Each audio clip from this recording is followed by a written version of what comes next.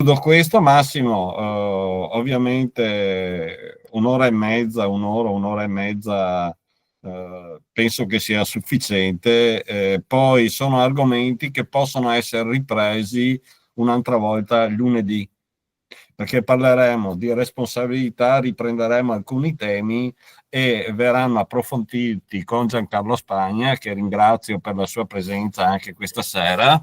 Non si fermerà per tutta quanta la riunione, però la sua presenza è sempre molto importante ed è sempre un punto di riferimento per tutti quanti i dubbi riguardanti le assicurazioni e non solo. Pertanto, Massimo, a te la parola. Bene, grazie per l'invito. Se ho ben capito, non c'è un video. Lascio questa diapositiva che presenta il tema per quelli che entrano. Perfetto, ok. Ok, perfetto. Buonasera, grazie. Ormai con Renato siamo, non dico poppe cicce, ma ci sentiamo tantissimo e quindi abbiamo sempre il CAI nel nostro cervello e nel nostro cuore, quindi spesso e volentieri ci rapportiamo sulle problematiche del CAI. Questo ha permesso a Renato di conoscere, ma non tanto come presidente CAI, ma quanto diciamoci collaboratore, nel senso che io mi sono preso proprio perché, come ha detto Renato, da quando sono diventato istruttore, di fatto sono già 38 anni che sono socio CAI, ma da quando sono diventato istruttore sono entrato, devo dire, in modo deciso all'interno appunto delle dinamiche, delle problematiche e della responsabilità. Io mi occupo quasi esclusivamente di responsabilità nell'accompagnamento, perché ovviamente sono quelle che a cui più tengo, e insieme a Giancarlo e anche a Laura Colombo, la vicepresidente, abbiamo fatto già una serie di incontri in Emilia Romagna. Sono venuti da noi a dicembre, a novembre sono venuti a fare un piano di formazione di dirigenti che ho organizzato come gruppo regionale anche io, e poi sono stato da loro, eccetera eccetera. Quindi questo per dire che insomma abbiamo combinato un bel pool per parlare di queste cose. Ovviamente ho preferito non inserire delle diapositive, delle slide, perché poi dopo possono essere fuorvianti, perché le slide vanno bene magari in presenza, perché io propongo alle spalle due cose, slide molto semplici e molto descrittive, quindi non ci sono dei testi lunghi, perché altrimenti quelli farebbero perdere addirittura la concentrazione su quello che dice il relatore, perché la gente si mette a leggere quello che c'è scritto, e quindi ho preferito fare una serata di questo tipo in modo tale da poter così saltare un po' non di palla in frasca, ma di assumere un contorno intanto di interpretazione di quello che dobbiamo parlare questa sera, per poi andare a toccare i punti nodali che sono perfettamente a mia conoscenza, essendo istruttore, essendo stato all'interno della scuola, essendo stato anche presidente sezionale, so che cosa vuol dire. Il primo tema è gestione nell'attività sia sociale che in accompagnamento. Quindi che cosa vuol dire? Vuol dire che per prima cosa la situazione che può interessare a chi partecipa a queste serate, e quindi ai presidenti e ai presidenti sezionali e ai consiglieri sezionali, è quello di capire che cosa significa essere presidente, cosa significa essere consigliere all'interno di un'associazione. Quindi è vero che siamo tutti volontari. Io parto sempre con degli esempi molto semplici che praticamente sono il nostro vivere quotidiano. Perché? Perché spesso e volentieri sento che pensando alla responsabilità, pensando a quello che può succedere in montagna, pensando a al fatto che la società moderna, ci stiamo sempre più portando a questa cultura anglosassone, per cui c'è sempre qualcuno a cui dare la colpa, qualcuno prova sempre a fare qualche richiesta per cercare di portare a casa qualche soldo, perché qualcuno la colpa ce la deve avere. Se noi diciamo che andare in montagna invece il rischio zero non esiste, dobbiamo metterci in testa che non esiste sia per quanto riguarda il camminare, il sciare, lo arrampicare, ma non esiste neanche nella conduzione di una sezione. Quindi il fatto che questa serata io possa dare delle informazioni ulteriori a quelle che ognuno conosce, e molto probabilmente penso che tanti di voi potranno già aver avuto occasione di ascoltare relazioni di questo tipo, per cui Qua non si sta questa sera a parlare dell'Everest, del K2, ma si parla di problemi che toccano nel vivo le persone che sono sulle vostre poltrone, e che dobbiamo cercare di far sì che quello che noi andiamo a realizzare all'interno di questa associazione sia il meno pericoloso, passatemi il termine, per noi che siamo su quella sedia. Quindi i consiglieri, i presidenti, ovviamente il CAI ha cercato e sta puntando, per quanto riguarda le sezioni, soprattutto anche le piccole, di cercare di portarli verso la personalità giuridica. Questo perché? Perché sapete che le associazioni, noi questa sera possiamo essere una banda di amici, decidiamo di fondare un'associazione che si chiamerà Napinco, Pallini e Pluto. Facciamo quello che c'è da fare, quindi con la libera associazionismo che c'è nella nostra democrazia possiamo costituire questo gruppo di persone che poi possono sviluppare determinate tematiche, determinati argomenti all'interno della società. Dal correre, dall'accompagnare qualcuno, andare a fare la spesa, a dare un aiuto agli anziani, andare a accompagnare i bambini al mattino, possiamo fare qualunque tipo di cosa. Ovviamente all'interno del CAI abbiamo delle situazioni che sono ben più complesse, perché dobbiamo gestire delle sezioni che già sono complicate nelle piccole. Potete immaginare le associazioni, le sezioni che hanno determinati e qualche migliaio di persone. Questo che cosa vuol dire? Vuol dire che dobbiamo creare un'organizzazione che ci deve mettere al riparo al massimo possibile, quando io vi ho detto che il rischio assoluto non esiste, anche in questo ambito. Quindi dobbiamo cercare di mettere insieme delle operazioni, dei comportamenti che ci devono essere, che ci devono proteggere. Quindi il fare, oggi chi è di voi che è in un'associazione in una Croce Rossa, in una pubblica assistenza, in un qualunque ambito, campo, in una Proloco, sa che non si può fare un tanto al braccio, si sa che non possiamo dire beh tanto sono volontario, io poi alla fine che cosa cambia? No, il mondo è cambiato tantissimo, e quindi anche i volontari nella loro attività devono comportarsi secondo le norme che il nostro ordinamento ci propone. Quindi se sono un infermiere oppure un volontario che faccio assistenza con un'ambulanza, devo sapere cosa vuol dire andare a soccorrere un infortunato. Quindi noi che siamo all'interno di un'associazione e passatemi il termine, la governiamo, dobbiamo essere nelle condizioni e con le nostre capacità di poter mandare avanti una nostra sezione, una nostra sottosezione o un qualunque altro gruppo. Quindi la prima discrimine importante è quello di far capire che, a mio modestissimo parere, ma questo lo spinge il CAI in generale, di far sì che le sezioni acquistino tutte la personalità giuristica. Capisco che questo può essere un passaggio importante, può essere un passaggio che costa anche dei soldi, però sta di fatto che di fronte a una capacità giuridica certamente le decisioni, salvo casi rari e casi di assoluta proprio malgoverno degli amministratori, come nelle società, sapete, nelle società di capitali, è vero che si risponde col patrimonio solo della società, ma è anche vero che se l'amministratore ha fatto delle operazioni borderline o addirittura è entrato nel penale, è chiaro che diventa una responsabilità anche personale. Quindi il primo invito che faccio è proprio questo. Cercate di fare un passaggio, tra l'altro adesso c'è il discorso anche del codice del terzo settore, quindi si entra nel terzo settore. Noi in Emilia Romagna su 20 sezioni ne abbiamo 18 nel terzo settore, e siamo diventati anche come gruppo regionale, siamo entrati nel terzo settore. Quindi questo per avere una uniformità di gestione, perché così in ogni caso siamo in un quadro generale che il nostro ordinamento ci ha imposto. Poi è chiaro che questo comporta difficoltà, comporta spese, comporta una certa, però chiaramente nell'ambito del volontariato si arriverà a codificare in un modo ben compatto la situazione. Quindi l'invito è proprio questo. Essere presidenti di sezione vuol dire non fare un tanto al braccio, non vuol dire approvare tutto quello che mi gira per la testa, non vuol dire fare scelte così esuberanti o fuori, ma dobbiamo comportarci secondo, tra virgolette, un buon amministratore. Un buon amministratore è colui che sa gestire la sezione. Quindi questi corsi di formazione dirigenti servono proprio a far sì che tutte le persone che poi si candidano e che, o meglio, prima che si candidano molto probabilmente c'è qualcuno che propone, che già all'interno della sezione, della sottosezione, della commissione, propone a qualche altro socio che si vede impegnato e si vede che ha occhio per questo tipo di attività, a farlo entrare nell'ambito dirigenziale.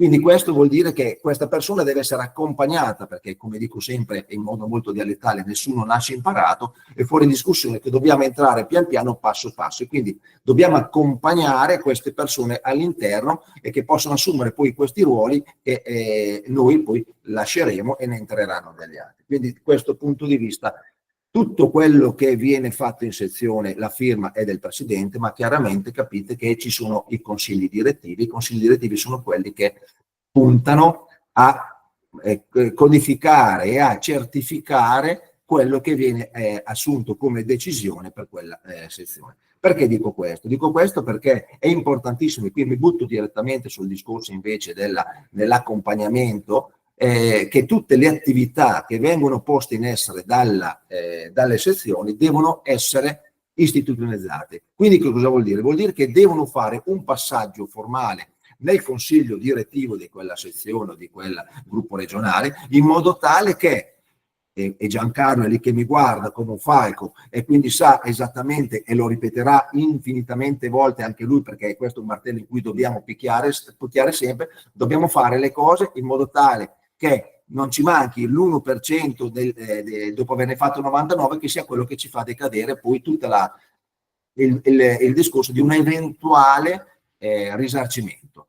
Quindi a questo punto direi che possiamo entrare nell'ambito più che altro della responsabilità in generale, quindi dell'accompagnamento. Che cosa abbiamo? Sapete che all'interno del nostro ordinamento abbiamo una classificazione di leggi, quindi noi abbiamo la Costituzione, abbiamo tutte le leggi dello Stato, ma sapete che abbiamo anche dei regolamenti CAI.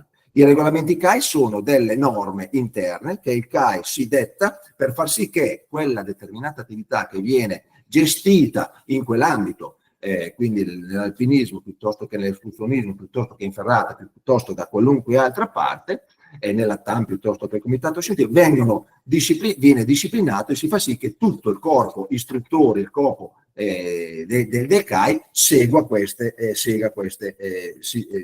linee. Quindi il discorso diventa di portare avanti una linea che ci permette di capire qual è la strada. Noi andiamo in montagna, ci studiamo a tavolino, e lo diciamo nei nostri corsi, dobbiamo studiare a tavolino il percorso, la mappa, per andare dal punto A al punto B. Bene, anche nell'ambito della responsabilità, nell'ambito della gestione di una sezione, dobbiamo sapere che siamo al punto A, se vogliamo arrivare al punto B dobbiamo sapere qual è la strada che si percorre. Poi possiamo prendere una storta, possiamo inciampare lo stesso, ma dobbiamo fare in modo di non perderci. Non siamo nella nebbia, e bisogna che se vediamo la nebbia ci fermiamo prima per evitare di perdere la bussola. Quindi queste sono tutte nozioni che da un punto di vista tecnico possono sembrare pesanti, ma voi dovete tenere in mente invece il filo conduttore, che è quello che io devo fare un passo dopo l'altro e devo essere nelle condizioni di far sì che man mano che vada avanti la mia attività diventi sempre più certa, diventi sempre più chiara, e io devo avere valutato anche le fonti di rischio in modo tale da cercare di evitare quali sono le trappole in cui posso incorrere. Nell'ambito del CAI sapete che abbiamo i titolati, i qualificati e anche il capogiro. Quindi qui entrerò proprio perché parliamo di sezioni a livello generale, non è una serata solo esclusivamente per dei titolati qualificati, ma anche per esempio di singoli soci che entrano a far parte della organizzazione, della gestione dell'escursione o delle attività di una sezione, quindi capire anche chi è e chi non è il capogiro. Allora, mentre il titolato è qualificato, come dice il titolo stesso di questo titolo, quindi titolato o qualificato, il CAI che cosa ha fatto? Mi ha fatto fare un percorso che mi permette di avere quelle nozioni che all'inizio, 10 minuti fa, quando ho introdotto il discorso, il CAI impone. Impone perché se io devo fare una manovra particolare, devo farla secondo le regole che sono corrette, perché se io vado e sbaglio, è chiaro che in caso di incidente mi potrebbero dire: caro Massimo, non hai saputo fare una calata, non sei riuscita a leggere una carta, vi siete persi, qualcuno si è fatto male, quindi ci può essere una vostra responsabilità. Io porto sempre l'esempio che la responsabilità nel vivere civile c'è sempre. Responsabilità che cosa vuol dire? Vuol dire che se io creo qualche cosa, un danno a qualcun altro, devo obbligatoriamente, o meglio, dovrei, perché poi bisogna vedere se effettivamente si riescono a portare a casa i soldi, risarcire il danno che ho creato. I modi per farvi capire, tutti guidiamo la macchina, tutti sappiamo cosa è l'RC auto, la responsabilità civile verso terzi. Che cos'è la responsabilità civile verso terzi? È una responsabilità che tiene indenne la mia persona dei danni che ho creato a terzi, ma che dovrei pagare io, ma grazie all'attività dell'assicurazione c'ho un terzo soggetto che paga. Ok? Quindi se io faccio un incidente e tampono una persona e gli creo 10.000 euro di danni sulla macchina, di fatto dovrei tirare fuori dal mio portafoglio un assegnino da 1.000 euro e consegnarlo. Ma essendo assicurato, io telefono a Giancarlo Spagna o al mio assicuratore e dico: caro, ho fatto un incidente, mi sono distratto, ho guardato che mi è caduto il telefonino per terra, che mi è caduto, ho guardato una bella bionda che passava, ho guardato la nonna e ho salutato la nonna mentre usciva da sotto il portico, non mi sono accorto che quello davanti ha frenato e l'ho tamponato, ho creato 10.000 euro di danni, quindi non pago io, paga l'assicurazione. L'assicurazione ovviamente cosa deve fare? Deve controllare che la macchina sia assicurata, che sia in regola e quant'altro. Quindi deve fare una verifica preliminare per capire se il concetto della polizza è operativo e se poi deve pagare. Lo stesso discorso lo dobbiamo fare noi all'interno del CAI.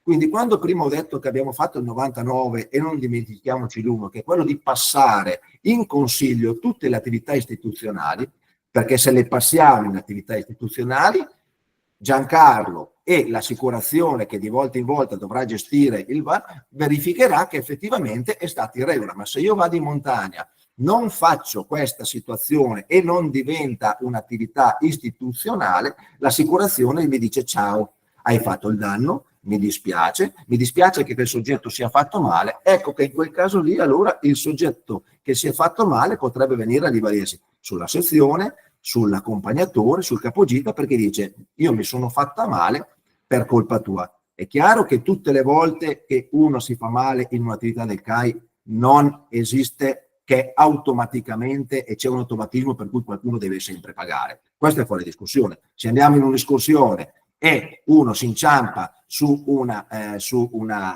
radice, scivola e si spacca un polso, è fuori discussione. Ma se io lo porto, uno che non è mai stato in montagna, su un precipizio, che questo qua non sapeva neanche che soffriva di vertigini, ha avuto uno sbandamento, si lascia cadere all'indietro e si spacca un polso, ma forse qualcosa potrebbe venirmela a dire, perché quella persona l'ho istruita abbastanza per dire dove andavo. Questo discorso lo riprenderemo poi alla fine in merito a come preparare poi anche le locandine per le nostre attività. Il qualificato è il cosiddetto sezionale, quindi ha una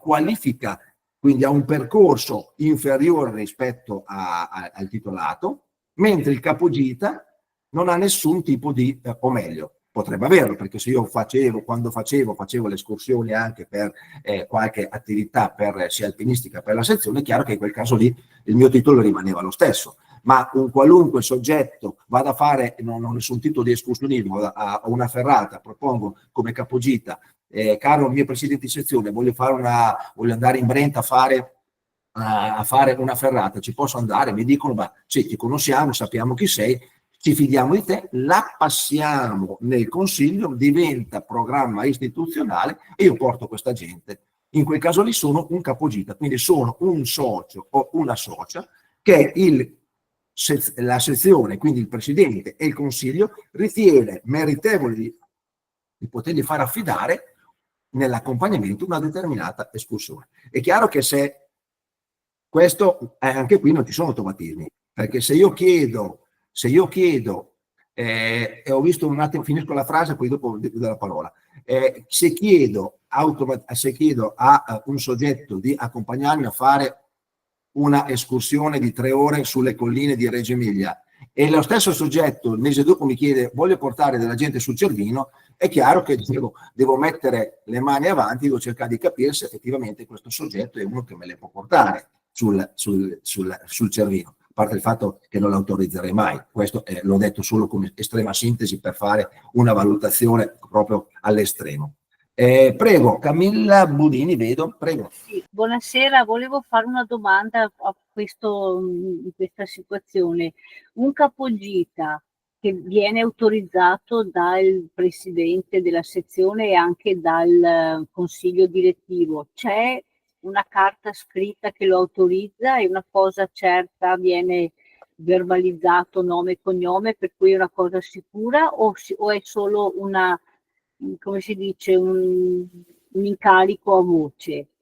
No, per poter cioè, adesso io non so le vostre sezioni come sono organizzate. Normalmente, per quanto riguardava diciamo così, le modalità operative che io e Giancarlo da anni stiamo portando avanti per cercare appunto di compattare la vicenda, è che le sezioni devono avere un programma escursionistico di un certo tipo, quindi possono fare 1, 2, 3, 5, 100, 200 escursioni nell'arco dell'anno con tutte le tipologie che vogliono. È fuori discussione che se c'è un programma già elaborato e già fissato ai primi di gennaio, per cui ho tutte le 300 gite, le butto dentro e quindi il Consiglio deve approvare specificatamente quel programma. Quindi io ho il programma buttato dentro a gennaio, la mia escursione la faccio a settembre, quel programma lì è stato approvato a gennaio, non è che da andare a settembre dobbiamo ritornarci sopra. Se la data è il 15 di settembre nell'Alpe Pinco Pallino organizzata da Massimo Bizzarri, nel programma c'è scritto che Massimo Bizzarri il 15 settembre ha organizzato questa cosa, quindi è automatico questa vicenda. Però deve esserci il consiglio direttivo della sezione che approva specificatamente quel programma e le persone che ci vanno.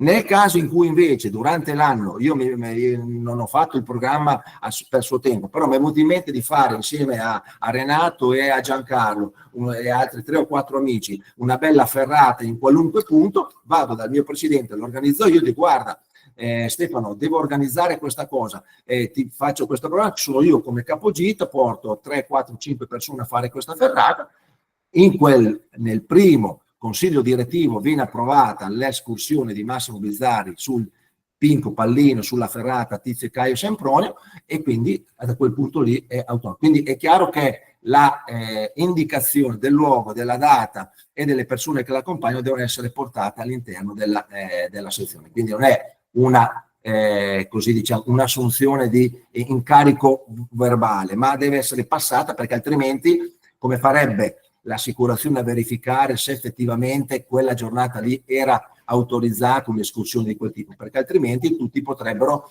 andare fuori per conto loro e poi dire che c'è una...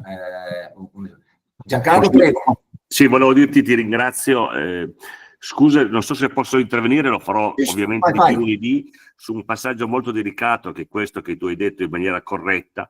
La compagnia di assicurazione ormai chiede il verbale del direttivo con tutte le specifiche, quindi poi ne parleremo meglio lunedì, però è fondamentale quello che stavi dicendo tu. Grazie. Grazie a te. Quindi sì, ovviamente dobbiamo lasciare traccia, e questo è fuori discussione. Giovanni Nieddu, prego. Sì, buonasera a tutti. In merito a quanto detto, se poi il famoso 15 settembre in cui è stata programmata l'uscita, il tempo diciamo non consiglia di andare in quel luogo e si decide di andare in un luogo diverso, questo deve essere verbalizzato dal direttivo oppure basta solo una cosa così tra presidente e... Okay. Se è già in programma quel discorso, quindi a gennaio abbiamo già fissato per il 15, basta che io mandi, che sono il capogita, una comunicazione al presidente, una mail o una comunicazione WhatsApp, però qualcosa di tracciabile, al presidente e al segretario dicendo: sono Massimo Bizzarri, l'escursione fissata per il 15 causa maltempo è posticipata al data da destinarsi. oppure al 22 invece che il 15. Quindi è sufficiente questa comunicazione, perché in ogni caso nell'ambito del programma della sezione quella uscita, quel tipo di ferrata era già stata fatta. Lo stesso discorso nel caso in cui il 15 vada fuori, ma in Brenta c'è brutto, e allora vada a fare, che ne so, la ferrata degli Alleghesi al Civetta, o vada a fare la Tridentina su al passo. Quindi voglio dire, è chiaro che se è la stessa e viene solo posticipata, basta fare la comunicazione. Se invece viene la stessa data o anche dopo, perché viene una nevicata e quindi non si può andare in Brenta ma si può cambiare, è chiaro che quella cosa lì deve essere sempre comunicata, ed essendo già stata programmata da prima, di problemi non ce ne sono. Se invece, ripeto, se ci sono attività nuove che il Consiglio che non sono mai passate in Consiglio, in quel caso lì devono assolutamente ripassarci. Giancarlo? La voce. Sì, correttissimo. Mi permetto, però ripeto, sei tu più esperto di me, se la difficoltà è uguale, è chiaro, certo. Se comincia a cambiare, logicamente hai fatto 1000 esempi correttissimi. Se mi chiedessero di fare una gita escursionistica, potrei fare il capogita. Se mi chiedono di fare, ma cambiamo idea, andiamo a fare la gita scialpinistica, ovviamente no. Certo, certamente. Non voglio rubarti troppo spazio. No, ma sono precisazioni che è meglio che le puntualizziamo nel momento piuttosto che rifare alla fine, perché altrimenti divento. Allora, scusatemi un attimo, è passata mezz'ora, io vedo che ci sono delle mani alzate. Vi chiedo questa cortesia. Perché altrimenti effettivamente rischiamo di non fare il quadro generale. Se vi appuntate un attimo alcune cose, perché magari poi potrebbero essere affrontate anche durante la mia continuazione, in modo tale da poter, perché altrimenti è passata mezz'ora, cominciamo con le domande. Permettetemi, cioè non è che io abbia dei problemi a rispondere, è che se fossimo in presenza, siamo davanti, ci capiamo e abbiamo del tempo. Qui non vorrei poi dopo tirarla troppo per le lunghe ed essere qua ancora alle 8, insomma, questo era il discorso. Quindi ma le mani le potete lasciare, se vi segnate però magari eventuali appunti, così dopo io cerco di stringere molto il sunto del discorso, in modo tale da lasciare libero poi alla fine tutte le varie domande che, ripeto, lunedì possiamo poi riprendere dopo che Giancarlo e Laura avranno fatto l'escursus sulle assicurazioni. Quindi, titolato, qualificato, capogita, l'abbiamo un attimo, lo mettiamo in un angolo. Quindi cosa succede? Succede che, come abbiamo detto prima, nell'eventualità in cui ci dovesse essere qualche problematica, cosa succede? Succede che qualcuno dice io ti faccio causa. Ne abbiamo sentite di cause, ne abbiamo viste anche delle negative, abbiamo visto delle situazioni che come CAI ci lasciano un po' l'amaro in bocca, però questa è la legge, questi sono i giudici, queste sono le sentenze, quindi non possiamo far altro che prenderne atto. Però lo dobbiamo prendere atto di queste situazioni con spirito critico positivo, nel senso che dobbiamo cercare di capire cos'è che quella sentenza ci dice, in modo tale da evitare di dover cadere nello stesso errore. Quindi non si fa una critica a quello che è successo, ma quello che è successo ci deve insegnare. Se voi lasciate, come si dice, martellate i chiodi, se vi date la martellata su un dito, secondo me la volta dopo o picchiate più piano quando lo puntate o tirate via la mano e usiamo una pinza. Scusatemi se fate degli esempi banali, ma è questo. L'esperienza ci deve portare a migliorarci sempre più, ci deve portare a evitare la possibilità di cadere in errore, perché se cadiamo in errore, e ripeto, si cammina per strada e si inciampa sul ciottolato delle nostre città, sul ciottolato dei nostri marciapiedi, sul nostro asfalto, che sia con delle buche che sembrano delle voragini, potete immaginare cosa vuol dire girare in un ambiente naturale, a volte impervio, a volte in condizioni meteo che sono proibitive. È fuori discussione che ci sono delle problematiche che dobbiamo cercare di evitare. Abbiamo parlato di responsabilità. Non entro nel discorso della responsabilità della polizza infortuni, che non ha nulla a che vedere, o meglio, potrebbe entrare questa sera, ma poi ne discutiamo insieme con Giancarlo e Laura, perché solo per tenere solo per far capire la differenza. Ci sono due aspetti. Una è, come ho detto, la responsabilità civile per sottoterra, che è quella che effettivamente ci porta eventuale del danno, perché se uno si fa male e non riesce ad andare a lavorare ed è un lavoratore autonomo, un professionista, uno che ha la sua, che fa l'elettricista e c'è solo lui, è chiaro che se sta a casa un mese da lavorare, questo la pagnotta, scusatemi, la dovrà portare a casa, e quindi cercherà in tutti i modi di dire qualcuno mi dovrà pagare. È chiaro che, ripeto, e lo ribadisco per l'ennesima volta, che se questo viene in gita con noi e scivola su una radice per i cavoli suoi e si fa male, non può venire a assumere delle responsabilità. Eventualmente, essendo in ambito istituzionale, scatterà solo la polizza infortuni con tutti i massimali di cui parleremo prossimamente. Essere volontari, essere titolati, qualificati, capogita. E cos'è una guida alpina? La guida alpina è una persona che va in montagna, ma lo fa come professione. Quindi, perché dico questo? Perché nell'ambito della responsabilità, nelle cause civili, qui parliamo di civile, non di penale, cosa succede? Succede che se c'è un contratto, io ho firmato un contratto e questo contratto mi dice, caro, mi dovevi fare la casa, mi dovevi fare l'impianto elettrico, mi dovevi montare la caldaia, mi dovevi lucidare la macchina, ti ho fatto il contratto e succede qualcosa che non è come è, tu sei responsabile. Lo stesso discorso la guida, cioè io vado in montagna con una guida e la guida che deve difendersi dovendo dire che tutto quello che, perché anche con le guide uno può inciampare su una radice, cioè non è che ci sono delle grosse problematiche, anzi a maggior ragione, perché spesso si portano a fare attività ben più impegnative e più pericolose di quello che facciamo noi come CAI. Noi abbiamo facciamo un'attività di avviamento alla montagna con tutte le regole da rispettare, sia nel rispetto della natura che nel rispetto delle persone, la guida civile. Quindi se vuole trovare persone che gli danno 750 euro a portare sul Cervino è contento, piuttosto che fare una ferrata con 50 euro. Questo per farvi capire che ovviamente alzano il tiro, però mentre il professionista deve dire e deve dimostrare di aver fatto tutto il possibile per evitare il danno, nell'ambito della responsabilità extracontrattuale come la nostra, anche se qualcuno comincia a dire che col fatto che io prendo l'insezione, quindi di fatto stipolo una sorta di contratto lo stesso, perché altrimenti non lo farei, comunque rimaniamo ancora nell'ambito estremamente generico, in quel caso lì l'ambito dell'attività extracontrattuale è il soggetto che dice di aver subito un danno che deve dimostrare al giudice che c'è una responsabilità di Massimo Bizzarri piuttosto che Renato Frigo, piuttosto che Giancarlo Spagna, perché erano i capigiti, erano i titolati a fare determinate attività.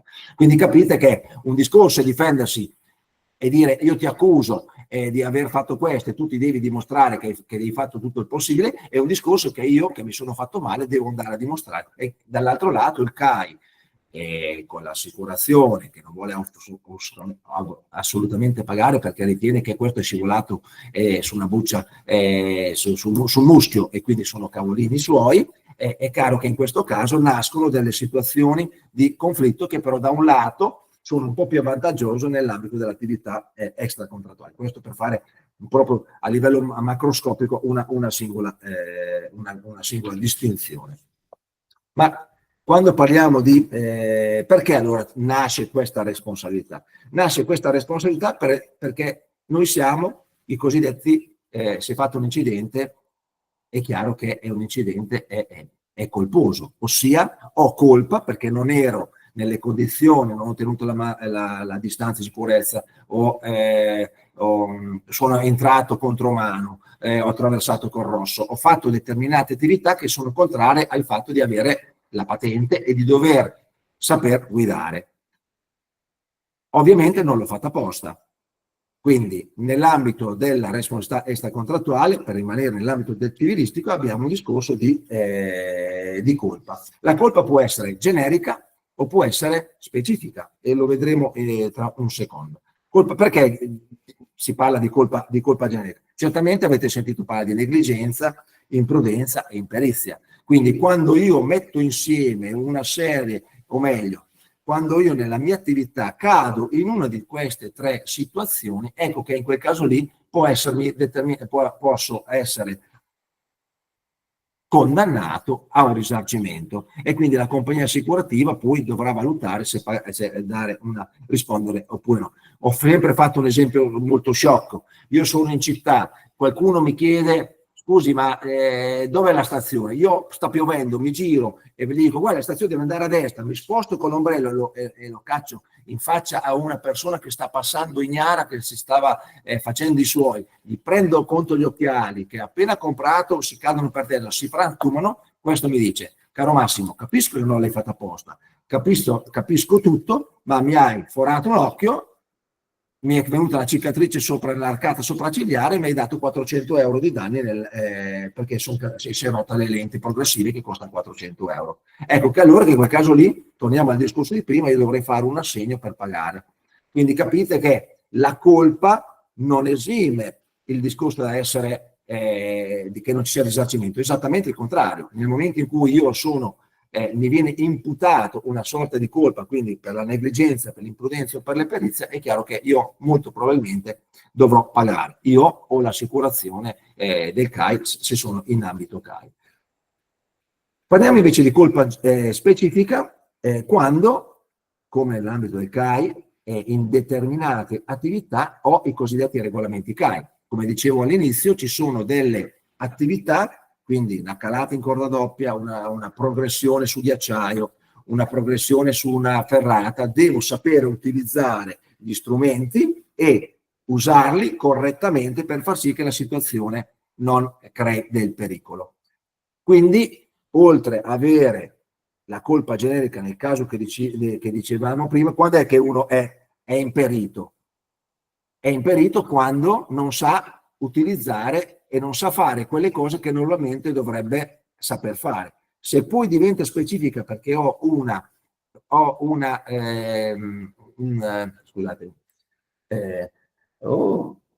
delle regole all'interno delle linee guida o dei manuali che mi dicono esattamente come devo fare quella cosa, è fuori discussione che io ho una maggiore responsabilità proprio perché dovevo saper fare quelle cose.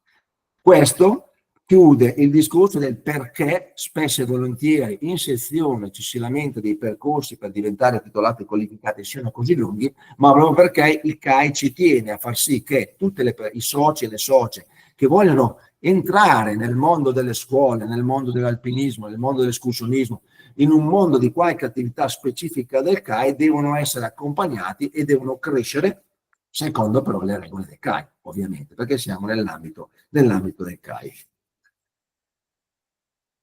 Nell'ambito della responsabilità, e qui è un discorso che spesso si sente e lo capite immediatamente nel momento che ve lo dico, è per esempio il discorso della corresponsabilità del soggetto. Se io faccio un incidente, sapete tutti e vi potrà essere capitato che vi sia un concorso di colpa. Cosa vuol dire? Vuol dire che entrambi i conducenti hanno nel momento in cui si è creato questo incidente, tutti e due hanno qualcosa, qualche scheletro nell'armadio per cui o io non tenevo la distanza di sicurezza o tu sei entrato uscendo da una via, io andavo troppo forte, tutte delle situazioni che creano che il famoso concorso di colpa.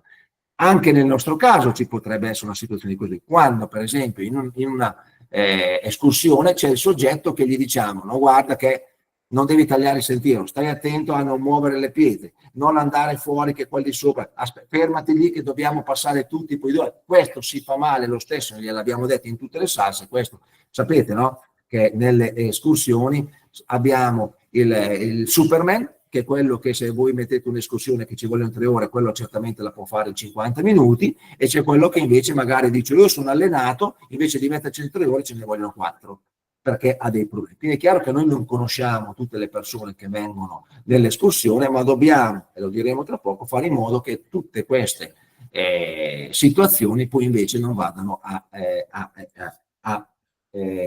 toglierci e a darci delle responsabilità. Chiudo il discorso e poi dopo entriamo in altri argomenti, ma così vi do poi la parola per fare qualche domanda. Abbiamo il cosiddetto principio dell'affidamento. Mentre prima abbiamo parlato di sentenza, abbiamo parlato di norme, abbiamo parlato di regolamenti, Il principio dell'affidamento non è qualcosa di codificato, quindi non c'è il codice civile che dice che bisogna fare così, non c'è una legge che dice che bisogna fare colà, ma sono situazioni che si formano nella prassi della giurisprudenza e nella prassi nel nostro crescere sociale. Spesso e volentieri, lo vediamo quotidianamente, la società è molto più veloce, si evolve molto più velocemente che magari le norme, perché mentre noi andiamo a studiare il problema, quale può essere la soluzione normativa, le problematiche sono già verificate. Quindi è fuori discussione che noi dobbiamo cercare di gestire questa situazione. I due ambiti sono completamente, o meglio, l'ambito dell'affidamento ha un lato che c'è quasi automaticamente al 99,9%, che è quello dei corsi. Perché? Soprattutto nei corsi di primo livello, chi viene a fare un corso di qualunque tipo, di qualunque attività nelle nostre sezioni o nelle nostre scuole, può essere assolutamente a digiuno di quell'attività. Quindi io posso non essere mai andato in ferrata, posso non aver mai fatto lo sci alpinismo, so sciare, mi verificano che so sciare, però non so assolutamente nulla di pelle di foca, di come si attraversa un pendio, di come si scende e quant'altro. Quindi è fuori discussione che in quel caso lì l'allievo, quindi siamo in un ambito di allievo, che siamo in un corso, viene al CAI e si iscrive a un determinato corso perché è convinto e deve essere certo che gli istruttori, gli accompagnatori di quella particolare attività siano competenti con tutto quello che abbiamo detto prima, con la formazione che dicevamo prima. Nelle escursioni invece la situazione è un po' diversa, perché nelle escursioni non c'è automaticamente, diciamo così, questo affidamento. Se una serie di amici vanno a fare un'attività e vanno a arrampicare, non è, c'era il famoso discorso che qualche anno fa saltava fuori, si va a vedere chi è il socio con più anziano, con più capacità e quello è responsabile. No, non esiste una situazione così. Cioè, voglio dire, se io vengo a fare un'escursione come sci alpinista e ho delle conoscenze particolari, vengo a fare un'attività con una vostra sezione, non è perché vengo io o viene addirittura un istruttore nazionale che diventa responsabile lui della sicurezza, perché l'amico organizzata lui viene solo a fare. Poi è chiaro che se io vedo che vengono fatte delle stupidate, posso andare dal capogiro e dico guarda che secondo me questa situazione sarebbe meglio non farla, però diventa un discorso abbastanza problematico. Quindi nel momento in cui si parla di affidamento, nel caso dei corsi abbiamo una quasi totalità di persone che vengono perché vogliono fare quel tipo di corso. Faccio sempre un esempio molto semplice, Giancarlo me l'ha già detto. Se voi andate a fare un giro da qualche parte, dall'isola d'Elba in Sardegna o nei Mar dei Caraibi o alle Maldive, e vi propongono di fare un'immersione, voi dici, oh, non l'ho mai fatta, mi piacerebbe farla, dai, proviamo. Voi confidate che la persona che vi porta sotto abbia tutte le capacità per potervi accompagnare in un'attività che voi non avete mai fatto. Quindi, se noi abbiamo la pretesa e riteniamo che se noi andiamo a fare questo tipo di attività fuori dal CAI dobbiamo avere di fronte delle persone preparate, non possiamo dirlo nel CAI. Quindi tutte le volte in cui qualcuno entra in CAI e chiede di fare qualche attività, soprattutto, ripeto, nei corsi, deve essere sicuro che quella situazione è certa e quindi lui sa fare, lasciando sempre da parte che il rischio zero, cioè tutte le problematiche che abbiamo detto. Con i KPG è lo stesso discorso, o meglio, scusatemi, è lo stesso discorso che può nascere, ma nel momento in cui io faccio una locandina fatta in un certo modo, vedo le persone, conosco le persone che sono nell'escursione, o se faccio qualcosa di particolare, faccio, come diremo tra poco, una serie di analisi e di verifiche direttamente con le persone, è fuori discussione che mi tolgo dei grossi sassolini dalle scarpe, che vedo e faccio in modo che di non cadere in disgrazia. Poi è chiaro che se durante l'attività un soggetto, dopo che si alza al mattino e diceva che era un fenomeno e che faceva 1000 metri di dislivello all'ora, dopo averne fatto 500, il giorno dopo è spappolato e non va, è fuori discussione che non posso abbandonarlo, non posso lasciarlo indietro, mi devo di buon'ora e nonostante magari rovinando anche un po' la conduzione della gita, devo appoggiarmi a questa persona, devo accompagnarla e non la posso abbandonare. Fuori discussione che è questo, ma non penso sia mai capitato in una escursione del CAI che qualcuno sia stato abbandonato lungo il sentiero. Quindi adesso, prima di passare alle domande, vi faccio e vi voglio pubblicare le cose finali. Un attimo, presenta ora che lo tiro fuori. Ce l'ho fuori io qua? Sì. Qua, allora, finestra. Qual è? Qua. Condividi.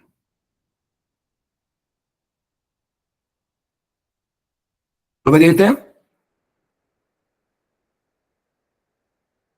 Ok.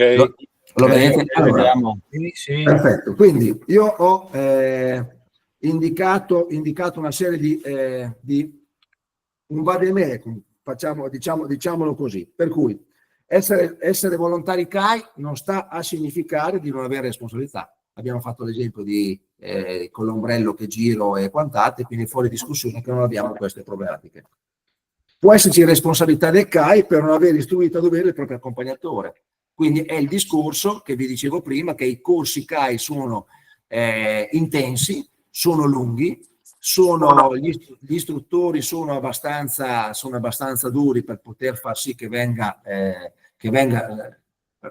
mantenuto un livello alto, ma perché? Perché poi dopo il CAI si affida a me, che sono diventato istruttore, che devo portare della gente in montagna. Quindi è fuori discussione che la situazione è questa. Può esserci la responsabilità dell'accompagnatore. Leggo su un foglio perché ma a me non riesco a capire. Aspetti, vediamo se scrivo ignora cosa vuol dire. Ecco, adesso lo vedo bene, perfetto. Allora facciamo anche, dovrei riuscire a fare anche CTRL L, vediamo se mi viene schermo intero. No, non viene. Stai diventando un mago, Massimo, ormai. È diventato schermo intero? Vabbè, sì. Perfetto, ottimo, così ci vedo ancora meglio. Quindi può esserci responsabilità dell'accompagnatore che ha causato un danno al partecipante alla gita, può esserci responsabilità dell'accompagnatore se un partecipante fa male a un terzo, il discorso che dicevamo prima per non aver vigilato sull'attività. Quindi non è che nelle escursioni CAI si dice ok, partiamo abbiamo il pullman qua o le macchine qua, tra 50 metri ci troviamo davanti al rifugino basso, ci troviamo tra 3 ore al rifuginato. Ecco, no, questa nelle escursioni CAI certamente non è certamente possibile. Può esserci diminuzione di una responsabilità del fatto per colpa dell'allievo del partecipante, l'abbiamo detta prima. Allora, adesso andiamo avanti. Qua. Quindi è fondamentale rimanere aggiornati nelle varie tecniche specifiche, se titolato, qualificato, partecipando ai vari corsi indetti dalle nostre commissioni a scuola. Quindi è chiaro che non è perché ho acquisito il titolo sono immune, perché abbiamo visto, e se di voi ci sono dei titolati qualificati o che hanno partecipato in passato a commissioni, c'è un'evoluzione connessa. Occorre conoscere le polizze assicurative. Questo ce lo spiegherà appunto Laura e Giancarlo la prossima settimana. Ma perché? Perché spesso e volentieri capita che uno pensa di avere l'assicurazione, ma quell'oggetto lì non è contemplato, non fa parte del proprio contratto, non fa parte delle proprie attività. Faccio un brevissimo esempio. La polizza infortuni, lasciamo perdere la responsabilità, quella dell'RC terzi, l'assicurazione responsabile. Io faccio un'attività come CAI e CAI mi dà col bollino la polizza. Chiaramente i massimali sono molto bassi, e lo sappiamo, pagando poco ottieni poco. Se io voglio spendere 1.000 euro all'anno, è chiaro che vado all'assicurazione, l'assicurazione mi trova dei massimali più alti. Quindi mi faccio male, prendetelo come punto di riferimento, ho 10 punti di invalidità perché mi sono spaccato una gamba. Se io ho un contratto come quello del CAI, che ha 5 punti di franchigia e sono 500 euro al punto, mi pagano 5 punti, 5 per 5, 25, 250 euro. Io, 2.500 euro. Ho la mia polizza infortuni che pago 1.000 e sono assicurato per 250.000 euro. Ho una franchigia di 3, quindi mi pagano 7 punti a 2.500 euro l'uno. Stesso danno, stessa persona, ma importi decisamente. Perché? Perché è un contratto, quindi ho stipulato un contratto da spendere poco e ho stipulato un contratto da spendere altro. E fuori discussione puoi trovare assicurazioni che oggi come oggi assicurano arrampicata, ghiaccio, sci alpinismo, non è così semplice. Anni fa si diceva, c'erano delle assicurazioni che davano la libertà a queste cose purché non si fosse, non si superasse il quinto grado, il quarto grado, il sesto grado. La seconda, adesso i gradi sono molto più alti e quindi è fuori discussione che si può trovare. Questo solo per farvi capire la differenza tra le due tipi di polizze assicurative.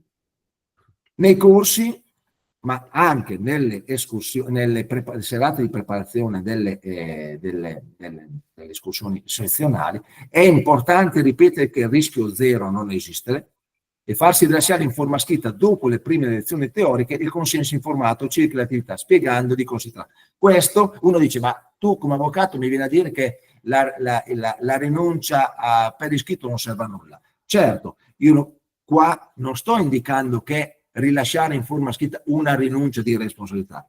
Quante volte avete sentito dire, o magari andando in gita con la scuola, che vi facevano firmare che esentiamo la scuola da ogni responsabilità?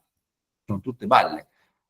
Soprattutto nel caso specifico, essendoci dei minorenni, sono completamente responsabili della gestione della gita. Quindi è fuori discussione che questa situazione non è tanto il fatto di esimere da responsabilità, escludere la responsabilità a priori, ma di far capire ai corsisti, alle persone che mi hanno ascoltato per una serie di serate, che io gli ho detto all'infinità che il rischio zero non esiste, che tu devi ascoltare quello che ti dice l'istruttore, devi fare quello che ti dice l'istruttore, non devi andare per i cavoli tuoi a girare su per il sentiero che ti puoi perdere, ti puoi far male, potrebbe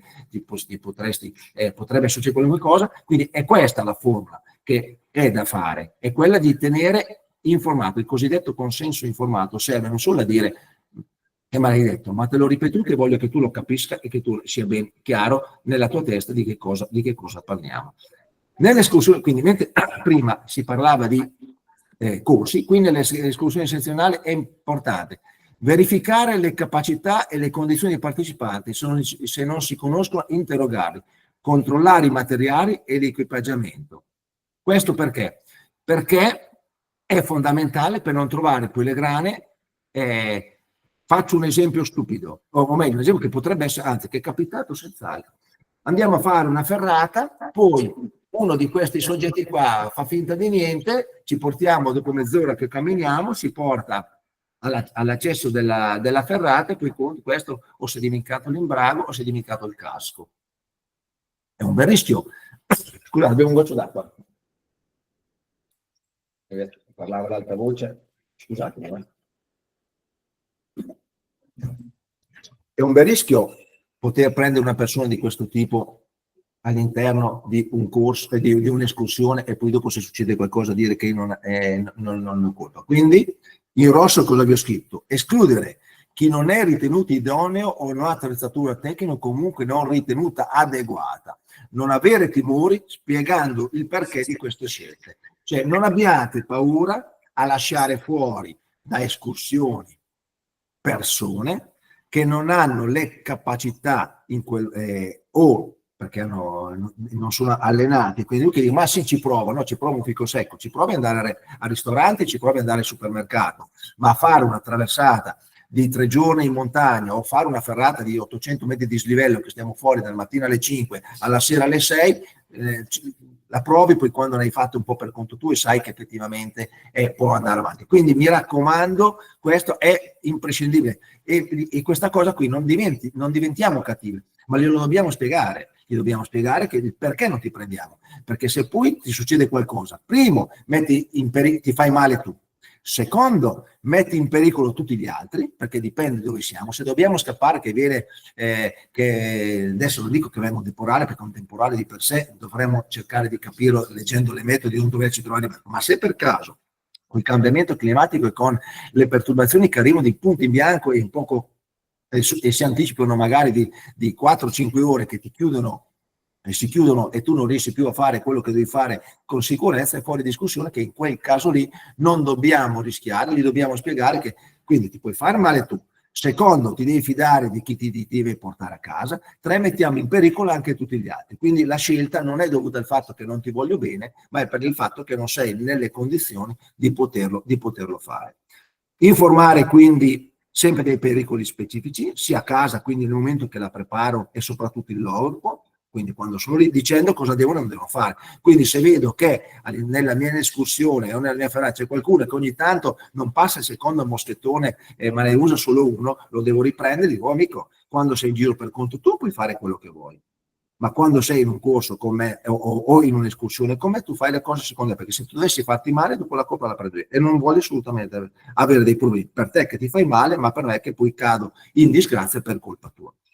Controllare sempre le condizioni del percorso di volta in volta, attivarsi sempre quindi a far approvare dal Consiglio sezionale attività e le eventuali variazioni. L'abbiamo detto all'inizio, questo l'ho evidenziato, non dimentichiamolo mai, non dimentichiamoci questa perché la legge di Murphy non sbaglia. Ne ho fatte 90 norme, ne dimentico una, quella lì è la volta buona che potrebbe succedere l'incidente. Quindi teniamoci controllati. Nelle escursioni di solito non c'è solo un capogiro, ma c'è anche qualcun altro che viene a fare l'escursione con noi, a darci un appoggio, perché come sapete nei corsi abbiamo determinati rapporti istruttore-allievo, perché i corsi sono più, ovviamente come l'abbiamo detto prima, sono tematici e quindi hanno delle attività che devono essere fatte nel massimo riservo, perché gente potrebbe, come abbiamo detto, aver mai partecipato. Nelle escursioni invece la gente dovrebbe aver letto la locandina, dovrebbe sapere se può fare 650 metri o se ne può fare 1400. Quindi dobbiamo ricordarci sempre di questa situazione, non dimenticatelo. Preparare l'escursione con scrupolo a casa, e anche questo è fondamentale. Mai dare nulla per scontato, quindi informarsi sempre prima di prepararla, prima di proporla, perché e informarsi magari anche all'ultimo momento, perché potrebbe essere una frana, un temporale, non so quale accidente che potrebbe saltare fuori. È chiaro che nel momento in cui io questa ultima telefonata non l'ho fatta e arrivo sul posto e non ci sono le condizioni, dobbiamo rinunciare, perché non dobbiamo andare a metterci crearci dei problemi.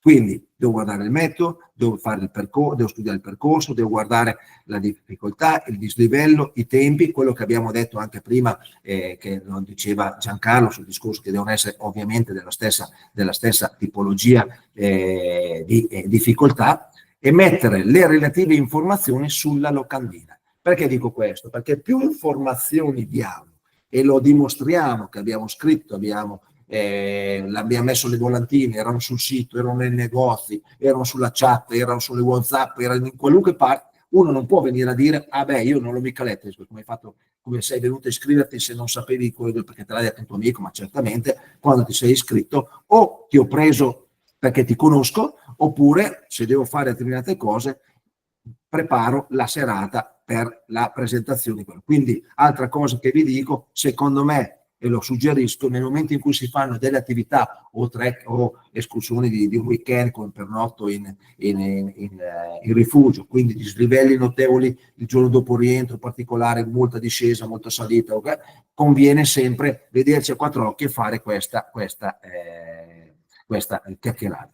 I titolati e qualificati, mi raccomando anche questo, le scuole sono molto attente su questa cosa, e quindi sassano e stressano i titolati e i qualificati affinché applichino la polizza assicurativa e paghino il tesseramento, perché solo se sei tesserato effettivamente l'assicurazione può diventare operativa, perché se io non mi tessero e poi dopo il 3 di gennaio c'è già un'attività, in quel caso lì non c'è la mia copertura e quindi potrebbero nascere delle grosse problematiche. Quindi anche se un'anomalia del CAI, il fatto è che la polizza assicurativa, come dire, aspettate, guarda, sì, ho finito, allora esco ecco, interrompo, vediamo se...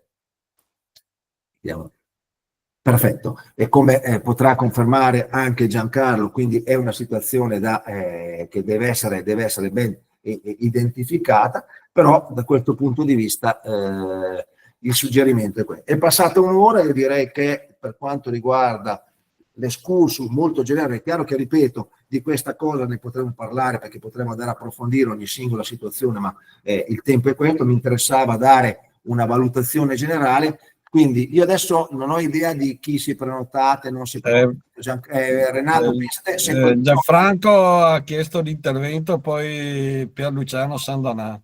Prego. Buonasera a tutti.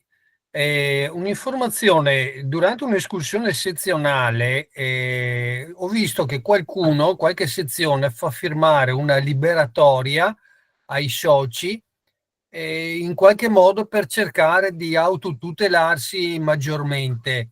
Ma queste liberatorie hanno un'effettiva validità giuridica in caso di contestazione? Allora, no, nel senso che ovviamente noi facciamo un'attività che benché riteniamo di no, però noi facciamo un'attività pericolosa. Ce lo dice anche una sentenza della Cassazione, che è la prima in cui è stato coinvolto il CAI, che ha detto: cari soci CAI, care soci CAI, siete bravissimi, fate un'attività meritevole, però la vostra attività è pericolosa. Quindi dovete fare tutte le cose necessarie. Quindi una liberatoria di quel tipo lì, una la può fare, nel senso che la fa. Questo potrebbe essere un deterrente per il soggetto magari che lì in dubbio dice: beh, ho firmato quello, lo dico da avvocato, e quindi no, permettetemi lo sfogo, nel senso, cioè l'eccezione che va a dire, potrebbe essere un deterrente perché qualcuno possa, però il problema reale è un altro. Finché si fanno e si hanno degli incidenti non gravi e mi faccio male io, la problematica difficilmente sorge, nel senso che vengo via col CAI, sono amico di questo, guarda. Ma come ci insegna Giancarlo, succede che la disgrazia, la moglie, la mamma, i fratelli, i figli, di queste cose qua gliene frega nulla, è andato via con qualcuno, non è tornato a casa, c'è qualcuno che ha colpa, e il discorso di dire lucra sulla morte del parente è una cattiveria che diciamo noi, nel senso che uno dice: beh, guarda, è successo quello, adesso vuole portare a casa i soldi, neanche che i soldi li restituissero. Però ci sono delle situazioni talmente delicate che, voglio dire, ci sono famiglie, ti lascio la parola Giancarlo, ci sono famiglie che sono, te la faccio dire a te Giancarlo, vai. Scusa, lo faccio sperando di non crearti problemi, anzi possibilmente di darti la mano così ti riposi un attimo. Guardiamo quel che è successo adesso con i due alpinisti che sono morti. Purtroppo, ecco, uno era socio, adesso è da un po' di anni che non lo era più forse. Comunque uno di questi, il fratello, ha chiesto i danni al sindaco dicendo che doveva proibire l'ascesa. Giustamente tu, Gianfranco, mi dici sconvolgente. Io non sono avvocato, sono laureato in legge, ma non ho mai fatto l'avvocato, è da 40 anni che lavoro nel settore assicurativo, e devo dire che dalle mie parti, io sono di Ivrea, provincia di Torino, non siamo ancora arrivati a questi livelli, ma vedendo globalmente tutta l'Italia come CAI, devo dire che stanno arrivando delle richieste che, se non ci fosse sotto qualcosa effettivamente imbarazzanti, direi: ma questi sono tutti pazzi. Eppure arrivano delle richieste incredibili, e come giustamente dice Massimo, più siamo preparati meglio è.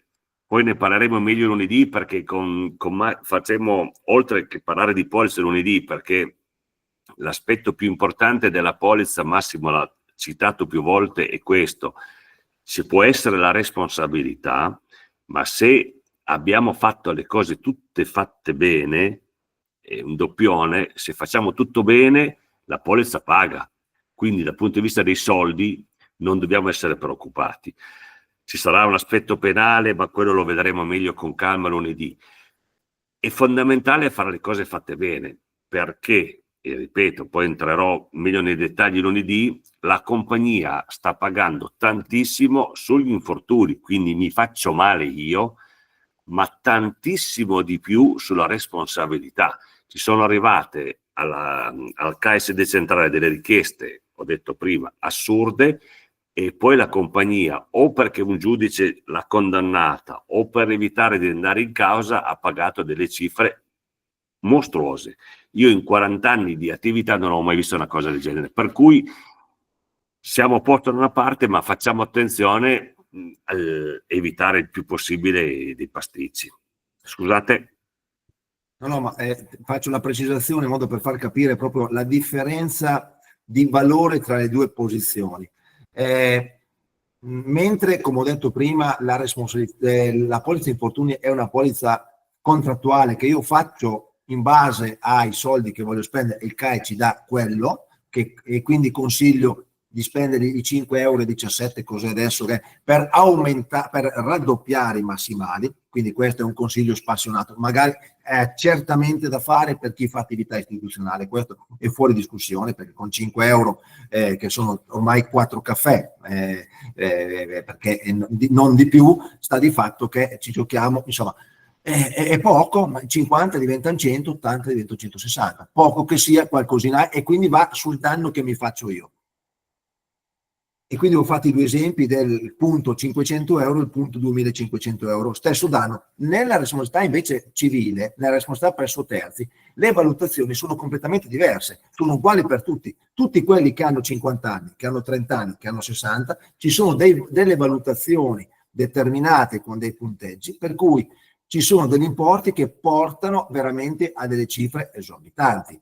Quindi io mi spacco una gamba per conto mio nel CAI, prendo 8 punti, porto a casa 2000 euro, mi faccio male perché quello di fianco a me mi dà una botta, mi caccia giù dal sentiero e mi spacca una gamba, oppure è un idiota che fa lo spiritoso, lancia giù della roba, i sassolini, ne prende contro uno e un sasso più grosso mi spacca la gamba, e dico, amico, adesso qualcuno che dovrà pagare, in quell'ambito lì magari andiamo a prendere 30, 40, 50 mila euro. Quindi capite che le situazioni sono completamente... Più uno è giovane, più prende dei soldi, per il semplice motivo che quel danno lì se lo deve portare avanti per tutta la vita. Mi faccio male io a 60 anni, lo porto, ci sono delle tabelle sul valore, sull'età media della vita, questo è fuori discussione. Poi io a 62 anni mi faccio male, posso lasciarci le penne tra un anno, ma posso campare fino a 110 anni, che ne so, nessuno lo può sapere. Ma ovviamente se io ho 30 anni e mi faccio male, almeno fino ai 75, 77, 80, che sono le tabelle medie, questo danno me lo porto avanti. Se no 60 ne porto avanti solo 20 anni. Quindi è chiaro che le valutazioni sono completamente separate.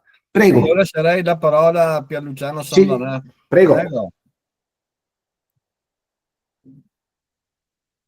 Pierluciano? C'è qualche domanda per caso? Vedere. È andato a mangiare o Okay, bere? Allora, aperitivo. Allora, qua si parla, ecco, guarda, ti do una risposta io intanto che se arriva. Alda Buzzetto dice, la locandina deve essere approvata dal consiglio direttivo. Allora, il consiglio direttivo non approva la locandina in quanto tale come specifica. Se la preparate già bene e siete già pronti e sapete già com'è, può andare nel programma senza problemi, però è fuori discussione che poi dopo può essere realizzata nella specifico e in una descrizione più ampia durante, quando la metto fuori effettivamente, che diventa diciamo così pubblica.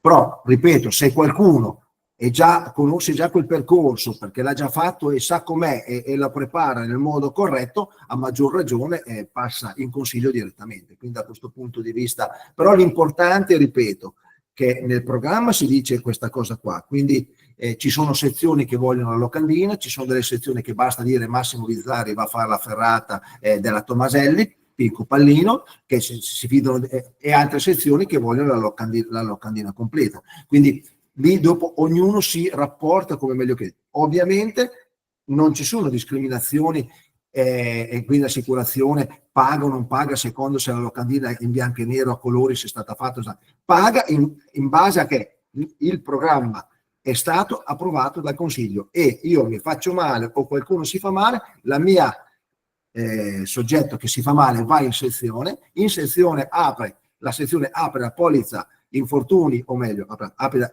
l'infortunio con la denuncia di infortunio e deve mandare su alla sede centrale tutta quella serie di documenti che abbiamo detto, pronto soccorso, descrizione, eventuali testi, ma soprattutto, ed è importante, il verbale che accerti che quell'attività lì era istituzionale. Ecco, è arrivato Sandonà, lo vedo comparso. Luciano, ciao. Buonasera, no, sono al telefono, quindi ho problemi.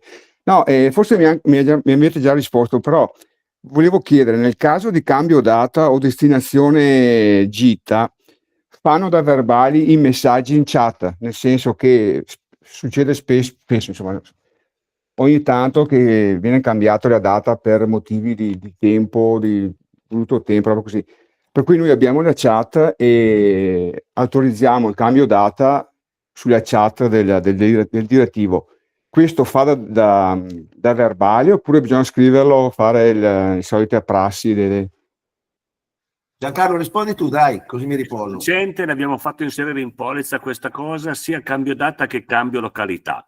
Deve essere ovviamente spedito prima della partenza.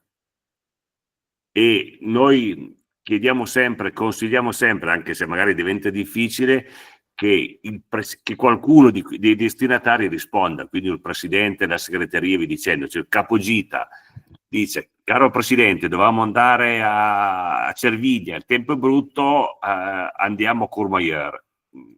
Va bene, vi autorizzo. O se poi non rispondo fa lo stesso, però ovviamente più elementi abbiamo meglio è. Sì, quindi per Luciano il discorso è questo, che se è già stato approvato di problematiche non ne hai, basta fare la comunicazione. Tu hai detto che come consiglio avete la chat, però voglio dire, se vi organizzo io che non faccio parte del consiglio, non sarà nella chat di quell'escursione, ma devo comunicarlo al segretario e al presidente. Se siete tutti e se invece l'organizzatore è un consigliere, lo manda lui e chiaramente nella chat c'è anche il presidente e il segretario e abbiamo già risolto il problema. Poi magari se proprio per scrupolo ci volete fare uno screenshot del messaggio, in modo tale che, se è vero che sul tuo telefono, però il telefono potrebbe avere delle problematiche, viene cancellata la memoria e dopo parliamo proprio di sfortuna all'ennesima potenza, che si innescano dei meccanismi, però visto che è la legge di Murphy, spesso e volentieri abbiamo visto che si prende sempre e quindi è quella lì. Vediamo. Grazie. Allora. Io faccio una serie di domande. Prego. Speriamo. Allora, innanzitutto va detto grazie per la tua relazione che hai puntualizzato, e io sottolineo il fatto che le cose devono essere fatte, la programmazione deve essere fatta bene, la comunicazione deve essere chiara, soddisfacente e trasparente. Questi sono elementi in cui te hai ribadito. Questo non tanto per la tutela personale della responsabilità, ma questo di chiarezza nei confronti degli accompagnati. Cioè noi non possiamo dire andiamo a fare il giro del Monte Pelmo e poi fai 4 passaggi del terzo grado. Magari quello si incazza. Se poi si fa male, si incazza ancora di più i genitori o i figli o la moglie di questo. Ecco, io terrei a sottolineare questo. Quindi questo genere di responsabilità. Io vorrei sottolineare un fatto che avviene. Ovvero dire, mentre io sto effettuando un percorso programmato, vi è una frana che mi obbliga il cambio del percorso in corso d'opera. Non voglio entrare sotto il profilo dell'assicurativo, che poi ne parliamo lunedì su questo, però vorrei entrare sotto il profilo della responsabilità di quello che accade, ovvero dire, e questo sono fatti consolidati, perché capita a tutti, frana in corso d'opera, stai effettuando un trekking, ti arriva la frana. Ecco, comportamento da assumere in questo caso qua. Esiste un modo di approcciarsi, ci si deve approcciare nella responsabilità, ovviamente, tenendo conto delle persone, oppure, come hai detto te prima all'inizio, hai detto una frase importante: la montagna è sempre lì, si torna indietro. Allora, chiaramente questi sono casi eccezionali che, se devo dire la verità, si sente parlare di questi esempi, però oggettivamente non è mai, a me non è mai capitato, non so se a Giancarlo è capitato qualche problematica di questo tipo. Quindi, in base al tema di questa sera, direi un punto fermo che è il capogita e il responsabile, il capogita e i responsabili che sono lì, che devono in quel momento lì prendere una valutazione se ci sono le condizioni rispetto alle capacità del gruppo di attraversare quella frana con una certa sicurezza, oppure le problematiche sono torno indietro. Cioè, quindi voglio dire, se viene giù una frana sul sentiero e sapendo che torno indietro di 50 metri, faccio un percorso diverso e l'allungo e supero la frana, di problemi non abbiamo. Nessuno potrà venire a contestare che ho cambiato all'ultimo momento perché c'è una cosa consistente. Se invece questa frana ha i sassi sopra, possono continuare, magari piove, ha smesso, potrebbe ricominciare mentre io attraverso questa frana, piove e mi viene giù dell'acqua. Quindi in quel caso lì, se dovesse succedere una cosa di quel tipo lì e il gruppo si trova in difficoltà perché chi ha deciso di portare avanti lo stesso, ecco lì in quel caso gli direi che ci siamo detti fino al collo. Perfetto, grazie. Allora io andrei sulle richieste. Mariano Ogliboni come chiede: come dobbiamo comportarci se partecipante ad un'escursione decide di abbandonare il gruppo perché ad esempio ha incontrato un gruppo di amici? Se ha incontrato un gruppo di amici e se ne vuole andare, a quel punto lì, visto che noi non possiamo tenerlo legato, se no è sequestro di persona, di fronte a tutto il gruppo lui dice: io me ne vado con gli altri, siamo fuori e sono fuori. Quindi se lui va via con i suoi amici e poi si fa male per conto suo, certamente non si è fatto male fino in quel momento lì, e quindi se si fa male dopo 50 metri, dopo 100 metri o il giorno dopo, sono cavoli suoi. Quindi l'importante è che venga formalizzato, chiaramente in quel caso lì davanti alle persone che sono nel gruppo, perché non è che gli puoi tirare fuori la stampantina e gli fai fare la dichiarazione, cioè voglio dire, è fuori discussione. Perché se questo dice io vado per i cavoli miei, vado, come se questo qua parte e ti va su per il ghiaione invece di fare lo zigzag, che al di là dell'aspetto ambientale che diciamo che non si va fuori dai sentieri a livello culturale, ma a maggior ragione questo magari mi tira giù dei sassi, uno così dopo non posso dirlo, si fa una buca, lo mettiamo sotto e poi lo copriamo con i sassi. No, nel senso che a quel punto lì dove succede qualcosa ci dà una risposta di quel tipo lì. Quindi. Ecco, sia Emanuela Casagrande che Cizia Saramin fanno una domanda che può essere unica, ovvero dire allora la nomina del capogita, come anche la sostituzione del capogita, chiedono se deve essere formalizzata e quindi al momento capogita, al momento della costruzione della locandina, e nel caso in cui a seguito di questo sia impossibilitata la persona, la sostituzione del capogita. Quali atti formali? Allora, per quanto riguarda la sostituzione, ovviamente la sostituzione, il Presidente e il Consiglio non sapeva chi è che conduce questa escursione, quindi è fuori discussione che il cambio all'ultimo momento può creare dei problemi. Giancarlo, secondo me, questo punto di vista qui cambia il soggetto che conduce le escursioni, quindi da questo punto di vista, quindi io consiglio una cosa diversa, visto che, come ho detto prima, accompagnare, a meno che non andiamo via in 5, io e altri 5, per cui tutto sono 5, 6 o 7 in base al tipo di percorso che vado a fare, perché poi più diventa lungo e difficoltoso, più devono diminuire i rapporti. Nel manuale del CAI, che era la montagna da vivere, quel volumaccio alto così che l'enciclopedia e il bignami del CAI, si fanno un po' a spanne le valutazioni, però si dice che in un'escursione il rapporto almeno non debba superare 1:10. Quindi nel momento in cui faccio un'escursione prendo numero massimo 15 persone, so che devo avere almeno 2 responsabili. Quindi suggerisco, tanto il fatto che il nome mio ci sia e non ci sia quello di Giancarlo, succede qualcosa, di fatto le decisioni le prendiamo di Giancarlo. Quindi se nella locandina a quel punto lì conviene inserire i 2 nominativi. Questo qua, secondo me, in quel caso lì c'è sempre il secondo, è fuori discussione che si sostituisce, si fa la comunicazione, e questo secondo me potrebbe evitare di passare al Consiglio. Cosa dici, Giancarlo? Però è una cosa nuova, è tutto da...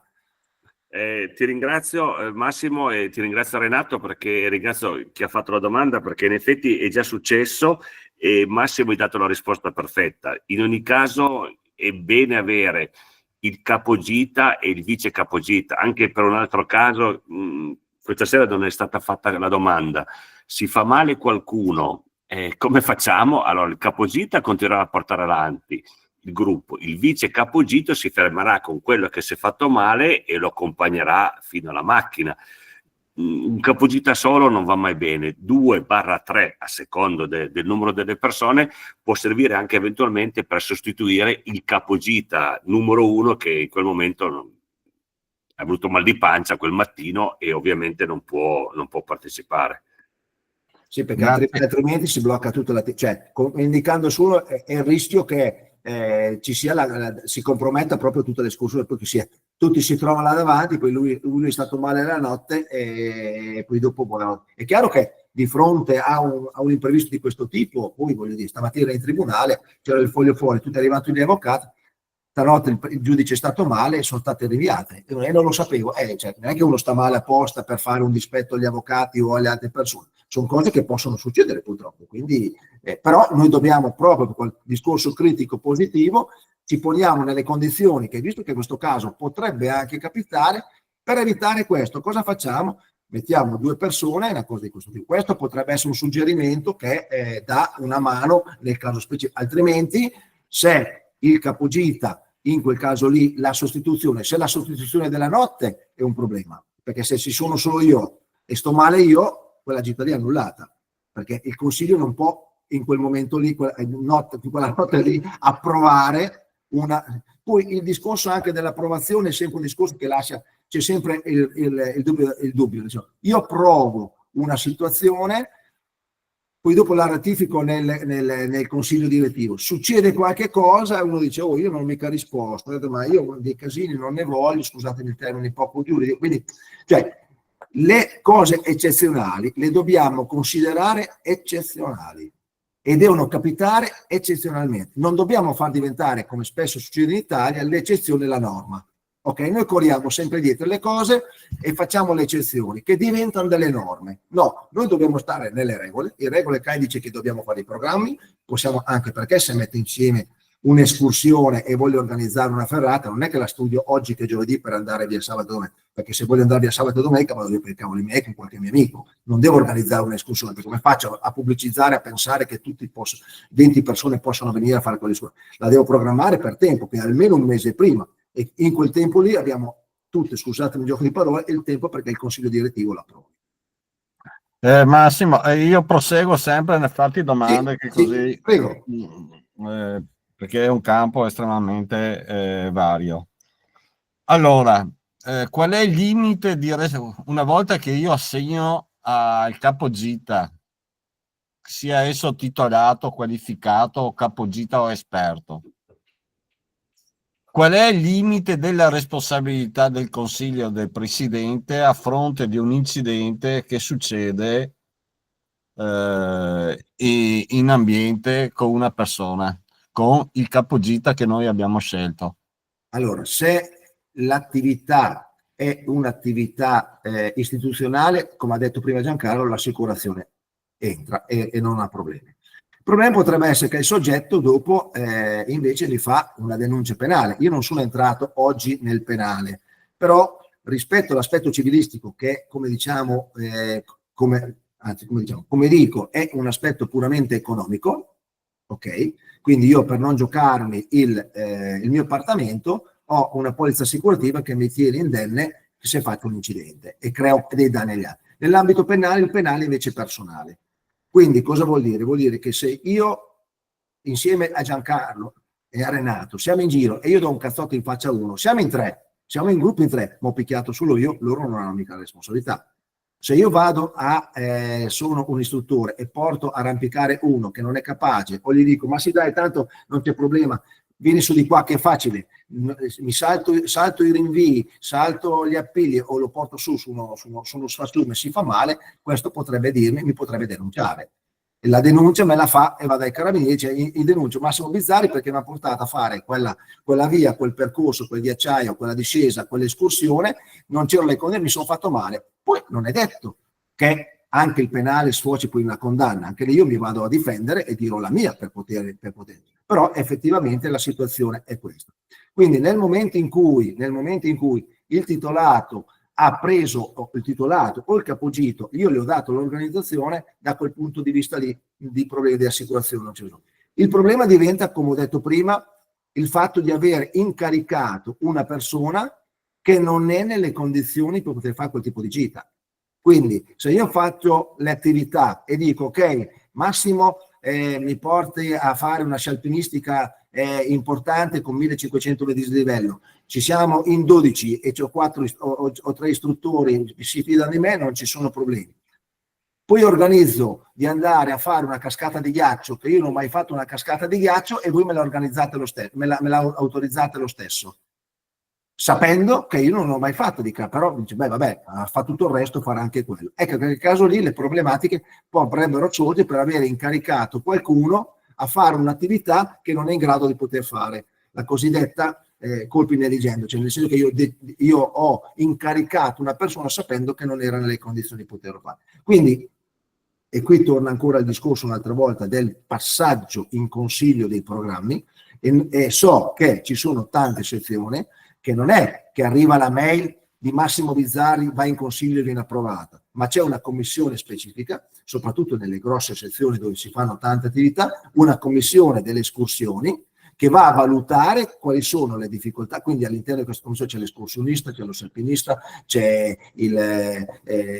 l'accompagnatore, ci sono tutte persone che possono in ogni caso fare uno screening critico delle valutazioni, proprio per evitare di trovare e approvare delle escursioni o delle gite o delle, chiamiamole, delle attività che poi dopo non sono e non rispondono ai requisiti minimi che sono stati richiesti. Quindi la colpa negligendo ci può essere proprio per questo motivo, perché io ho incaricato qualcuno, e qui, scusate, lo ripeto, ma ci tengo a ribadirlo, i corsi CAI di formazione sono così pesanti perché vogliono evitare, e vogliamo noi stessi evitare, che ci sia una situazione di questo tipo. Ti faccio una piccola parentesi, il discorso di, e l'ho detto all'inizio, non vorrei, e l'ho detto nell'altro ambito delle sezioni, non vorrei che su quella poltrona si sedesse qualcuno che non ha le cognizioni di cosa vuol dire fare il consigliere. Lo stesso discorso nell'ambito dell'accompagnamento, a maggior ragione, perché è più facile ancora, là c'è delle responsabilità di fare dei pocci nei contratti o nelle gestioni dei soldi. Qui hai il discorso che qualcuno si può fare male perché tu hai fatto una stupidaggine. Grazie. C'è una domanda estremamente interessante che viene fatta, che secondo me vale la pena di chiarire. Gli accompagnatori, lo fa la Michela Guiotto, presidente sezione di Lonigo. Gli accompagnatori che responsabilità hanno se non sono titolati, permettendo che abbiamo preparato un'escursione offerata, privandola e valutando le difficoltà? Non cambia, cioè nel momento che io sono stato considerato ok dal mio consiglio, vuol dire che il consiglio ritiene e ha fiducia di quali siano le capacità tecniche di quel soggetto a fare quel tipo di attività. Quindi non è che il fatto che sia accompagnatore o capogita sono scale di valori diverse. La scala di valori diverse ce l'ha il consiglio. Come dicevo all'inizio, se io voglio fare una sci alpinistica e la presento io che sono un titolato di primo livello, la sezione può dire, beh vabbè, è 20 anni che fa corsi, suppongo, e pensiamo che possa condurre l'escursione. Arriva l'ultimo allievo dell'anno scorso, che ha fatto il corso di primo livello, si è galvanizzato, e voglio organizzare anche una sci alpinistica, il consiglio dice, aspetta un attimo che guardiamo questo soggetto, che non è titolato ma potrebbe fare il capo. Poi magari questo qui è un soggetto che ha fatto il corso, perché però è un fenomeno su tutti quindi voglio dire, il titolo è certificato se me lo fa il CAI, ma c'è tantissima gente, ci sono tantissimi alpinisti che sono molto più oltre il CAI, ma perché noi siamo dei volontari, e se uno non ha come passione sua che va a arrampicare tutte le settimane, 2 volte alla settimana, come ciclisti che escono 4 volte anche con meno 4 in bicicletta, per cui hanno il fisico per poterlo fare, ma se io non ci vado mai e poi vado a fare la gran fondo dei colli dell'Omitici, vi posso garantire che non arrivo neanche al primo tornante, io personalmente. Quindi è fuori discussione che è tutto un meccanismo di valutazione, che non c'è mai qualcosa di valutato a sé, ma deve essere sempre in un contesto tale che ti permette di fare il gioco della catena che dicevamo prima. Tutti gli anelli devono essere messi in fila proprio per questo motivo. Quindi il Presidente, il Consiglio ha una responsabilità non solo dal punto di vista tecnico, quindi dell'assicurazione o del penale, ma ha una responsabilità come associazione di far sì che all'interno del CAI le cose funzionino bene e non succedano delle problematiche. Quindi questo è il primo dato che deve venire fuori. Ecco, io aggiungerei che spesso si sente e che hai dato la risposta, però io tenderei a risottolineare: non è un obbligo essere né titolati né qualificati, ma se la persona ha comprovate capacità di poter fare una determinata attività e queste comprovate capacità sono riconosciute. Io ho l'esempio di fare un'alpinistica con lancio lì un nome che i più non conoscono, a Tarcisio Bellò, però quelli che abitano in provincia di Vicenza lo conoscono. Questo ha fatto 6-7 volte tentato gli 8.000 metri, fa addirittura corsi e via scorrendo, quindi ha una persona con comprovate capacità. A questo gli si può affidare di dire saliamo sul bianco, perché lo conosco, so che ha queste capacità. Mentre se arriva lì Renato Frigo e dire vuoi andare sul bianco, gli dite bravo, ma ti sento fumare qualcosa di grosso questa mattina, al massimo puoi andare sul cornetto che è dietro casa. Questa è la differenza, ovvero dire le comprovate capacità. Il titolo non serve. Il titolo non serve perché abbiamo zucchini titolati, qualificati, come abbiamo delle grandissime eccellenze di persone che sono né titolate né qualificate perché la loro vita ha avuto un altro svolgimento. Ecco, terrei sottolineare questo. Però ricordatevi sempre il principio della qualità che deve porre il Consiglio nella scelta degli accompagnatori, siano essi titolati o qualificati o solamente con comprovate capacità, quando viene affidata a loro una escursione, una gita o, a dir si voglia, qualsiasi cosa, qualsiasi attività che viene effettuata. Cioè va sottolineata, giustamente Massimo l'ha ripetuto prima, è la qualità del CAI, perché in quel momento loro rappresentano l'associazione come CAI. Risottolineo questi aspetti qua perché sono estremamente interessanti. Ti faccio, scusa Renato, su questa cosa qua ti faccio un'ulteriore osservazione che io in assemblea l'ho ripetuto più volte ai miei presidenti delegati. La faccio breve. Da un lato le sezioni spingono perché lo vediamo, abbiamo la possibilità di fare molto più di quello che possiamo fare perché abbiamo poche persone, pochi titolati, pochi qualificati e accompagnatori. Potremmo, se avessimo 10 volte di più titolati e accompagnatori, potremmo fare molto di più perché c'è molta gente che chiede di partecipare alle escursioni, ai corsi e quant'altro. Dall'altro lato, i presidenti sezionali, dopo con la chiacchierata di questa sera, ma è così, cosa succede? Succede che chiaramente dico, beh, però se l'escursione me la fa un titolato, sono contento perché perlomeno ho la garanzia del CAI che certamente certe cose le può fare.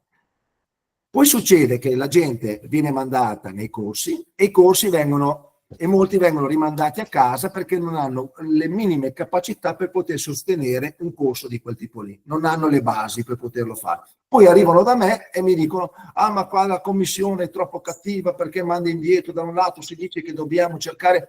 Allora io ho detto, signori, però la medaglia la dobbiamo guardare tutti dalla stessa parte. Se io guardo un fronte, tu fronti quella. Allora, se come presidenti volete passare tutto come abbiamo appena detto, in consiglio direttivo e dare affidamento alle persone perché le conosciamo ma quelle del CAI perché hanno le capacità, non potete venirmi a dire alle commissioni di fare passare e, come si dice, di promuovere a pioggia perché abbiamo bisogno di gente che è in accompagnamento, perché poi quando sono in un accompagnamento e fanno passatemi il termine giuridico, delle cazzate, perché se ne vedono di cotte e di crude, legature sbagliate, descrizioni sul meteo, sulla carta, con delle cose che Renato si gratta la testa da quello che abbiamo visto nel tempo di questa situazione, allora è il gatto che si mangia la coda. Cioè, cerchiamo di essere coerenti, vogliamo portare avanti il CAI va avanti con determinate attività e abbiamo le capacità tecniche per poterle fare.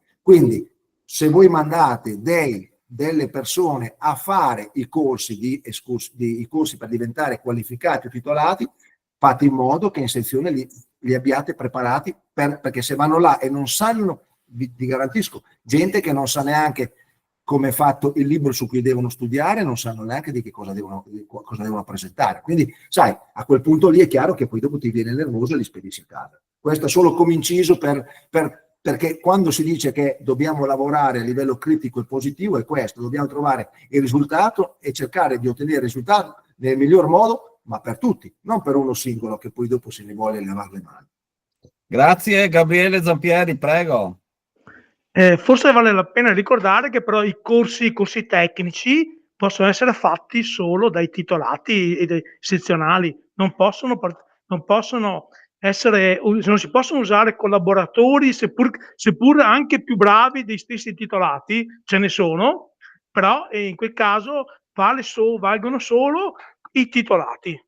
No, ma questo sì, io non sono entrato nello specifico perché entriamo in un cambio, lì ci sono le scuole, ci sono le varie attività tecniche, quindi è fuori discussione che nell'ambito, anzi, in tanti corsi che ho sentito c'erano i cosiddetti fuori corsi e gli aggregati. Io ho sempre detto, ragazzi, gli aggregati non vanno presi.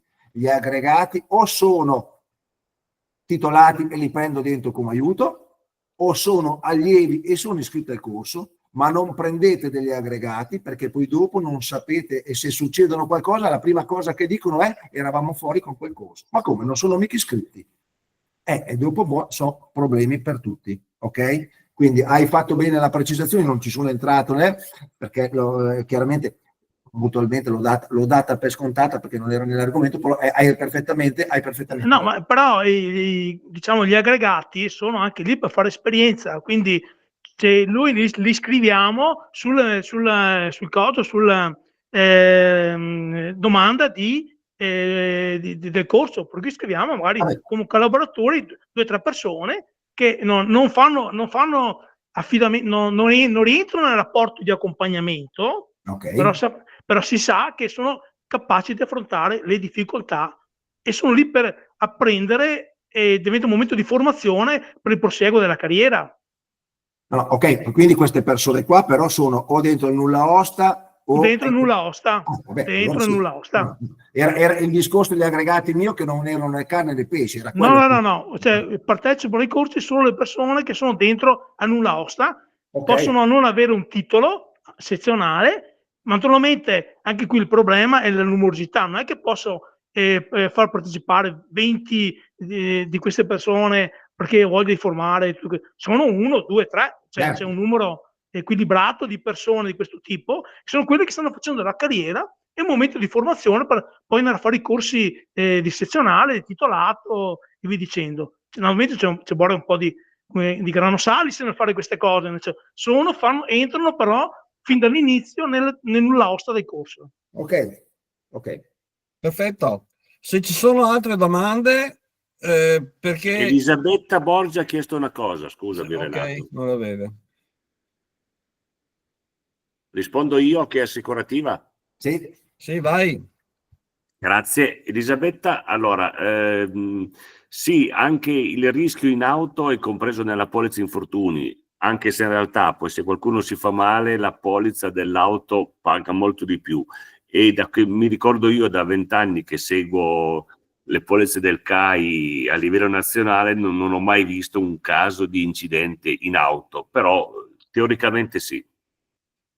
Giancarlo, ti faccio una domanda. Nella locandina c'è scritto luogo di partenza, sede di Vicenza, e in un'altra locandina c'è scritto luogo di partenza, Passo Rolle. Qual è cosa copre l'assicurazione? lì converrebbe mettere, come qualche sezione fa, tutto il percorso, dicendo prima la partenza numero 1 dalla sezione, poi ci si può aggregare, eccetera, eccetera, così sono tutti assicurati durante il percorso. Però bisogna fare attenzione su questo. Sì, questo l'ho chiesto a specificazione Giancarlo, Sì, perché, ti ringrazio. Perché l'assicurazione è dal luogo di partenza. Infatti. Allora c'è una domanda da Alda Buzzetto. Per le gite con minori o in caso di alpinismo giovanile c'è un numero di capigita accompagnatori da garantire in base al numero dei ragazzi partecipanti? Allora, per quanto riguarda riguarda l'alpinismo giovanile. Allora, per quanto riguarda l'alpinismo giovanile, le attività che vengono svolte all'interno giovanile hanno il loro regolamento e quindi hanno il loro nulla osta e quindi si organizzano in base all'aspetto tecnico, perché l'alpinismo giovanile fa parte di una specifica branca tecnica del CAI, quindi ci sono le regole da rispettare. Le gite con minori invece sono attività sezionali e quindi anche lì si è visto di tutto, nel senso che ci sono sezioni che dicono sì, le facciamo, però deve venire anche il genitore. E quindi l'affidamento del genitore ce l'ha, è lì. Se io prendo un minore in gita, chi lo prende deve seguirlo come se fosse suo figlio. Nel senso che non è che poi dipende dall'età, perché se un ragazzo di 17 anni lo portano a piccare è un discorso, se sono ragazzini di 9-10 anni che li portano nel bosco è diversa, perché il ragazzino che va a arrampicare fa determinate situazioni tecniche, ha una certa capacità, il bambino di 9 anni che lo porta in giro, vado in giro io e Giancarlo con 15 ragazzini di 9 anni in mezzo a un bosco, beh insomma io un po' di problemi, io e lui forse non saremmo sufficienti per tenerli fermi, uno si ferma che ha la pipì, l'altro vede dietro l'albero una cosa, quindi c'è da perdersi, quindi è tutta una valutazione da fare. Le gite con i minori è un ambito che poi ci sono sezioni che non ne vogliono neanche sentire, quindi dipende un po' dalle varie situazioni. Qui ho scatenato ho scatenato l'inferno. Domande? Prego. No, allora una domanda te la faccio io. No, ci sono delle mani alzate. Scusa, volevo intervenire sull'alpinismo giovanile. Non solo salutare, vi chiedo scusa, ci vediamo lunedì. Scusate. L'alpinismo giovanile, le gite sono un accompagnatore ogni 6 ragazzi, più doppio capogita, mentre nelle ferrate 1/2 a seconda della difficoltà del percorso. No, basta. No, questo è quasi quello previsto dal CAI, questo. Certo. Però ecco, questo riguarda l'alpinismo giovanile. Però nulla vieta, attenzione però a questo, che la sezione al di fuori dell'alpinismo giovanile possa organizzare delle escursioni o delle attività, chiamiamo delle attività. Ecco, volevo chiedere a Massimo questo. Che rapporto intercorre allora se nella scuola c'è l'affidamento dai genitori all'insegnante e che se anche si viene effettuata un'escursione organizzata dal CAI, l'attività, la responsabilità è sempre dell'insegnante, in quanto l'affidamento è fra scuola e famiglia. Il CAI è un terzo esterno e non ha nessun peso sotto questo punto di vista. Mentre nel caso in cui ci sia la sezione, perché non ha l'alpinismo giovanile, effettui l'attività alla presenza di minori, che può essere il giro nel bosco, può essere l'escursione in quota su un sentiero ne troviamo, per dirti, la strada delle gallerie e escursionisti esperti, perché il numero dei morti in quella strada lì è superiore a 10.000 altri sentieri, fra virgolette, però ci passano scolaresche, ci passano. Qual è il genere di affidamento? Come si deve comportare la sezione? Punto di domanda. Allora, facendo un passo indietro, dicendo che i minori non abbiamo vie di fuga, nel senso che siamo noi responsabili di quello che fanno e di quello che loro può accadere, la risposta viene da sé. Quindi nel momento in cui io come sezione accetto di organizzare escursioni con dei minori, devo mettermi nelle condizioni che, al di là della sbucciata del ginocchio o della sturlata contro un ramo perché sono lì che giocano nel prato, in ogni caso che non ci siano altre situazioni di pericolo. Quindi occorrerà organizzare all'interno della sezione passami il termine, una squadra di socie o soci che 2, 3, 4 escursioni in un anno siano in numero tale da poter essere in numero sufficiente per poter gestire eventuali emergenze. Ripeto, 2 bambini che hanno la pipì in contemporanea, uno maschietto e una femminuccia, è chiaro che a 9-10 anni penso che non ci sia una cosa così impellente che se la facciano addosso. Questo immagino che un po' di gestione uno se la possa avere, però effettivamente occorrerà, in base al numero dei ragazzini e le ragazzine e in base all'età, organizzare dei soci e delle socie che siano ben consapevoli di quello che fanno. Ecco, questo è fuori discussione. Non ci sono dei numeri, perché le scuole, le vedi, ci sono 2 o 3 maestre con 15 bambini che girano per la strada, che vanno al parco giochi piuttosto che a vedere a teatro, al cinema, e quindi le vedi girare, anche le materne, si vedono girare le maestrine, le ragazzine, le maestre, poi tutti gli effetti della scuola materna che accompagnano questi bambini, quindi li fanno mettere, quando li vedo girare in città mi fanno ridere, tutti in fila, a 2x2, tutti con la mano, uno che guarda quell'altro. Faccio un esempio, in carnevale, quando le scuole facevano queste cose per cui i bambini, soprattutto quelli dell'asilo, erano in tanti, facevano un conto e li mettevi sul carro e li tenevi controllati, se erano per terra si organizzavano sempre o il recinto con la fettuccia che dovevano stare, in modo tale che qualcuno, che tu hai la responsabilità, non ti scappi, passi dietro 2 adulti e te dopo lo perdi e non lo vedi più, quindi diventa veramente problematica. Quindi le cose che sono da fare nel modo corretto e con testa, questo è fuori discussione. Bene, se non c'è altro, io non vedo mani alzate, non vedo messaggi. È venuto fuori, può fare capogiro una persona iscritta ad altra sezione. Allora, aspetta, vediamo qua. Sono i parenti di fuori. Sì, allora, sì. Emi, può fare da capogiro una persona iscritta ad altra. Allora, l'attività, noi possiamo iscriverci con la testa del CAI, possiamo andare a Bolzano piuttosto che in Val d'Aosta, piuttosto che in Catania, basta far vedere che siamo soci, ci prendono nelle attività istituzionali. Capogita, bisognerà vedere se la sezione ricevente mi conosce e sa che io posso farlo. Da quel lato lì, io e Renato siamo conosciuti nell'ambito del territorio, perché essendo presidenti regionali abbiamo conosciuto tanti presidenti. Se io e lui organizziamo, andiamo, lui a Verona o da qualche altra parte, io a Cesena piuttosto che Piacenza, dico mi piacerebbe fare un'escursione con voi, vi posso organizzare questa. Conoscendo chi siamo, molto evidente ci diranno di sì, però è sempre da valutare la persona, non ci sono delle regole normative che dicono di no.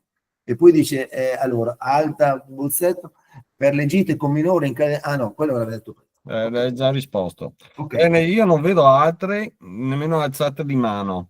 Sì, anche perché sono le 8-10, come vedi. 8-10, ormai sei stato esaustivo e chiaro, ti ringrazio Massimo di questo. Allora Renato, ti dico questo, ascolta, io di solito poi magari ne riparliamo anche lunedì, sì. Di tutta questa chiacchierata ho sia le slide ma ho anche una brochure mia che col tempo proprio perfetto, grazie. 10, quindi te la posso mandare senza poi, così la puoi girare. Ultima cosa che volevo dire è che tutta questa chiacchierata dobbiamo ben tenere in considerazione che quello che abbiamo, non dico imparato perché non ho la supponenza di dire che io ho insegnato, ma ho espresso delle valutazioni che con l'esperienza sia professionale che in CAE mi portano a poter sostenere. Prima non c'è certezza che quello che diciamo noi sia la regola, perché poi vai in tribunale, il tribunale succede qualcosa, ti dice perché le sentenze che sono venute fuori o di condanna del CAI prima non esistevano. Quindi una prima volta è successo e da lì ci siamo attivati per fare determinate situazioni. Però come nell'ambito tecnico, nell'alpinismo giovanile, piuttosto che l'arrampicata su ghiaccia, dobbiamo imparare le regole per poter condurre quel tipo di attività. Anche a livello dirigenziale dobbiamo mettere nel nostro ipotetico zaino da escursione da un lato le capacità tecniche e dall'altro lato le capacità dirigenziali, passatemi il termine, per poter effettivamente gestire o una commissione o una presidenza sezionale o un consiglio. Quindi è fuori discussione che tutte le cose che dobbiamo imparare questa serata diventa, diciamo così, diventa calda nel momento in cui effettivamente cominciano a nascere le domande, perché l'esposizione in quanto tale è una rottura di zebedei, passatemi, perché insomma è più bello vedere 40 minuti uno che parla di un'altra via o di un monte che senti parlare di responsabilità. Però queste cose qua, una volta che le avete dentro, potete essere sicuri che vi permetteranno di fare delle scelte oculate. Poi si sbaglierà lo stesso, però l'importante è che noi, come in tutte le attività, crescendo, riduciamo sempre di più il limite del rischio, perché questo è quello, perché il pericolo è una cosa, il rischio è un altro. Il pericolo c'è pericolo 4, andare valanghe. Il rischio qual è? Se ci vado sul rischio, sul pericolo, ma se sto a casa non rischio niente, no? Quindi una cosa è una cosa oggettiva e una cosa soggettiva. Noi dobbiamo imparare dalle cose oggettive, dobbiamo imparare dalle cose soggettive nostre per far sì che quelle oggettive filino nel modo corretto. Quindi mettete nel vostro zaino anche a livello culturale non solo la flora e la fauna e gli animali, ma anche i problemi della responsabilità e i problemi assicurativi, perché sono fondamentali. Io direi di chiudere con queste parole di Massimo. Grazie a tutti. Grazie, buonasera a tutti, grazie a tutti. Ciao, grazie. Ringrazio tutti e buona serata e ci vediamo lunedì. E quindi se avete ulteriori domande da fare, sarà ancora presente Massimo, saranno ancora presente sia Giancarlo Spagna che la vicepresidente Colombo. Buona serata a tutti. Grazie a tutti, alla prossima lunedì. Grazie a tutti. E buona